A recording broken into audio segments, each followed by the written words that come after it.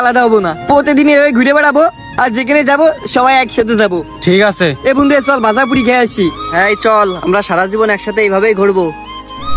না বিকেল হয়ে গেল, বন্ধুরা তুই বিকেল হলেই এই জায়গায় চলে আসে, একসাথে ঘুরতে যায়। কালকের আগের দিন সাকিব আসলো না, কালকে মারুবু আসলো না, আর আজকে কেউই আসেনি। দেই ফোন দিয়ে দেখি।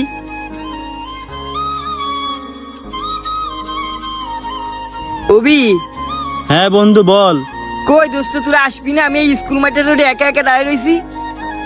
আরে বন্ধু আসতে পারবার না, এই নতুন কোম্পানির চাকরি নিচ্ছি তো, কাটতে কাটতেই সময় শেষ হয়ে যায়। আচ্ছা বন্ধু রাখ, আমি ব্যস্ত আছি এখন। ও হ্যাঁ, আমার তো মনে নেই। আচ্ছা ঠিক আছে। ও তো চাকরি পেয়েছো আমার কইলো। মারুবির কাছে ফোন দিয়ে দেখি।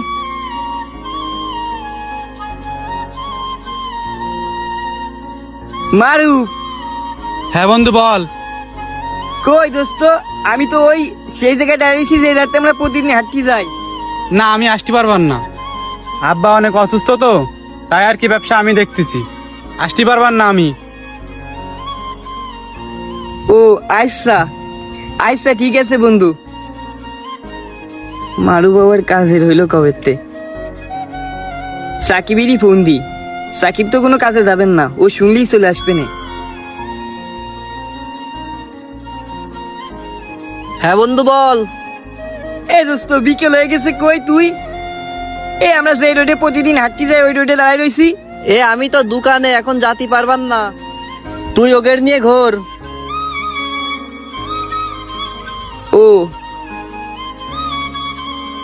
ঠিক আছে দোস্ত।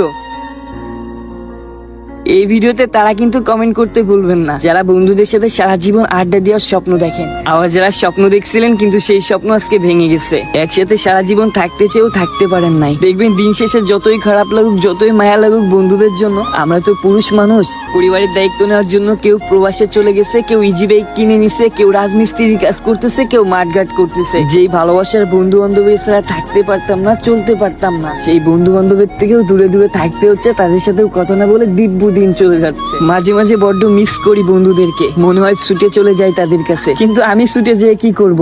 সবাই তো যার যার পরিবারের দায়িত্ব নেওয়ার জন্য যার যার কর্মে ব্যস্ত হয়ে পড়েছে, আর ব্যস্ত হবেই না কেন? পুরুষ মানুষের জীবনটাই তো এমন ভাবে তৈরি করা হয়েছে। আর ছোট ভাই ব্রাদার যারা আছো, সারাদিন বন্ধুদের সাথে আড্ডা দিচ্ছ, ভাবতেছো এইভাবেই জীবন পার হয়ে যাবে। বাসা আসলে বাসা থেকে কিছু বলতেছে না, ভাই তুমি এখনো পড়ালেখা করতেছো,